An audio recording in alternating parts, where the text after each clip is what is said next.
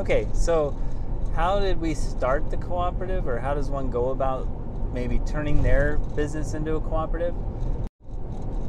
When we converted into a cooperative, it's something that I had wanted to do for a very long time. When my first business failed, it didn't fail because we didn't make enough money or anything like that. Basically, in 2006, 7, and 8, the housing market crashed, and lots of businesses that were attached to that market closed too, and it was just kind of a steady downturn of work until there was just really nothing coming in. Businesses that aren't around for a long time don't tend to have as many clients, and so when you have less business around, people kind of work with who they've worked with their whole lives. And when our company had only been open for basically 2 years before the crisis hit, really just a good solid year, we really didn't have much clientele to work with that I had developed at that point. So coming into the next opportunity, I kind of had some different takeaways from that first experience, and one of them was, how do you keep people motivated to work towards a goal when you're a land survey company? I mean, what's the goal? We don't have any really big lofty goals except for measuring stuff everywhere and doing a good job at it. And I mean, I definitely think that's important, but one of the things that we were never able to really succeed at was improving the lives of our employees and improving the lives of the owners, and basically improving everybody's lives with the money that we're making from the work that we were providing. And co-ops do that. They just have a more democratic structure. Like I explained before, when you own your labor, you have more ownership over what you provide. And so if you get solid on your goals as a group, really life gets better because you all work together, and just that whole environment of feeling close with each other, and like you have a team behind you whenever you're working on something, it makes for a much happier workplace. So leaving that experience really helped me want to do something different in my next experience. Now, opened up a business again in 2014.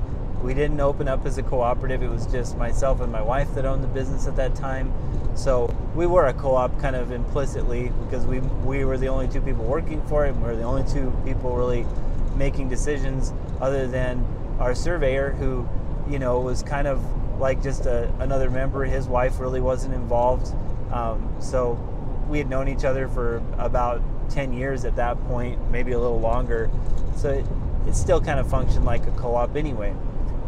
But for someone that wants to take their existing business and think about, okay, what I need to do, the very first thing is that it's going to feel like maybe a sacrifice, depending on how you look at this one thing.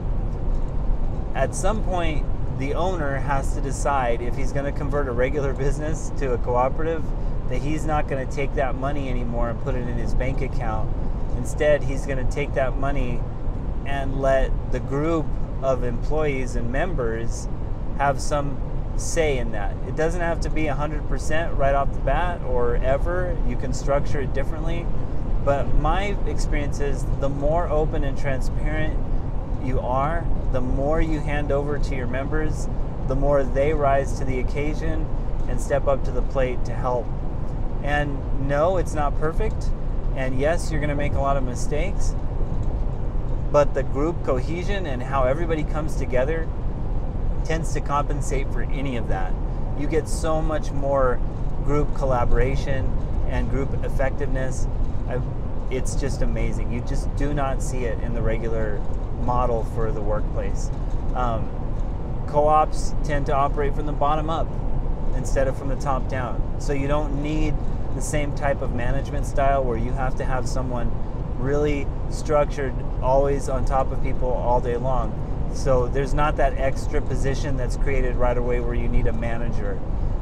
Eventually you'll need one because you'll be dealing with large groups of people, but for a small company like a land survey company, or maybe a small restaurant, or I mean even like a cell phone repair shop, those can all operate as cooperatives very easily and probably are almost already there.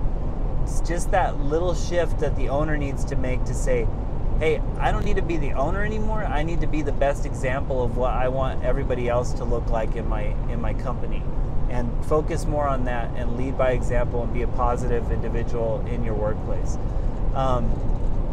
Nuts and bolts differences on the financing side, on the financial side, are instead of you can have a structure where everyone acts as an employee and you pay all that employee taxes and everything.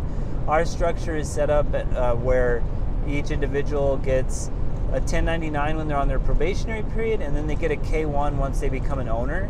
So their taxes are more like a boss would do their taxes, or an owner would do their taxes. They get a lot of deductions, they get to claim a lot of their expenses, but they're behaving and acting in a role where they are an owner.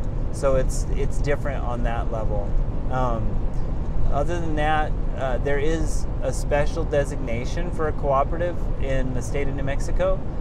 It's not any different than applying for a regular business. It's just a different type of designation. You're not an LLC and you're not a partnership, you're a cooperative.